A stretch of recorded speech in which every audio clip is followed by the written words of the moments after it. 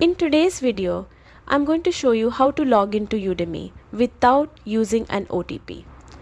If you're tired of entering one-time passwords or just want a smoother sign-in experience, there are two simple methods you can use for it.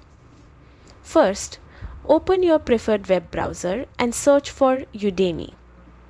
Once you're on the home page, look at the top right corner and click the login button. This brings you to the main sign-in page, where you can choose how you want to access your account. The first method is using single sign-on.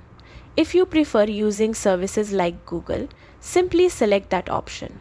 A new window will appear asking you to confirm your Google login. Once you approve it, you'll be signed in to Udemy instantly. This method is fast, secure, and completely bypasses the OTP process. If you'd rather use your email, click on the Continue with Email option. If you'd already created a password when you first joined Udemy, the platform will simply ask you to enter it.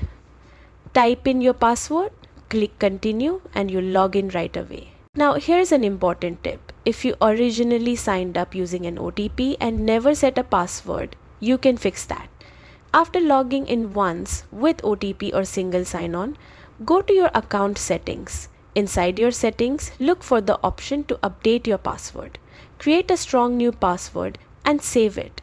Next time you log in, Udemy will ask for your password instead of sending an OTP, giving you a much smoother sign-in experience. And that's it.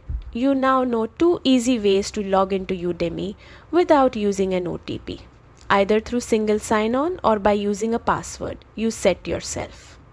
This makes accessing your courses faster and more convenient. Thanks for watching, and be sure to subscribe for more helpful tutorials. Happy learning!